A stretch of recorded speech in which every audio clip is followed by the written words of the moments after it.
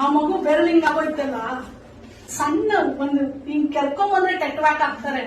Hospital ಅಲ್ಲಿ ಟೆಟ್ವ್ಯಾಕ್ಸ್ ಇಲ್ವಾ? ಇದೆಯಾ ಇಲ್ವಾ? ಹಳ್ಳಿ ಗಾಡಿದು 7 ದಿನದ ಹಿಂದೆ ಮೇಡಮ್, 1 ವಾರ ಆಯ್ತು. ಇವ್ರೇನೋ ನಿನ್ ಓಪಿಡಿ ಕಾರ್ಡ್ ಏನು ಕೊಟ್ಟಿಲ್ಲ. ಓಪಿಡಿ ಬರಿಲ್ಲ ಅಂತ ಹೆಂಗ್ ಮಾಡಿದೀರಾ? ಅದನ್ನೇ ಬರ್ಕೊಂಡಿರೋದು. ನೀನು ಓಪಿಡಿ ಬುಕ್ ಅಲ್ಲಿ ಎಂಟ್ರಿ ಮಾಡೋದು ಮಗು ಹೆಸರು ತೋರಿಸ್ಬಾ ಇಲ್ಲಿ. ಅವತ್ತು ಹೊಲಿಗೆ ಆಗ್ಬೇಕಾಯ್ತು ಮೇಡಮ್. ಅವತ್ತು ಅವ್ರು ಫಸ್ಟ್ ಡೇನೇ ಸೂಚರ್ ಹಾಕ್ಬಿಡ್ಬೇಕಾಗಿತ್ತು. ಮತ್ತೆ ಬರಲ್ಲ ಅಂತ ಅದು. ಡ್ರೆಸ್ಸಿಂಗ್ ಮಾಡಿ ಆಂಟಿಬಯೋಟಿಕ್ ಆಗುತ್ತೆ. ಬಟ್ ಇದು ಹೆಂಗ್ ತುಂಬಾ ಸೆಪ್ಟಿಕ್ ಆಗಿದೆಯಲ್ಲ, ಅದು ಫುಲ್ ಕ್ಲೂ ಆಗಿದೆ. ಗ್ರೋತ್ ಆಗುತ್ತೆ. ಈಗ ಅದೇನು ಸೂಚರ್ ಆಗುತ್ತೆ. ಸೊ ನಿಮ್ಗಳು ತಪ್ಪಿಂದ ಆ ಮಗು ಸಫರ್ ಆಗ್ಬೇಕಾ? ನೀವು ಅಧಿಕಾರಿಗಳು ಎಚ್ಚೆತ್ಕೋಬೇಕಾ ಬೇಡವಾ?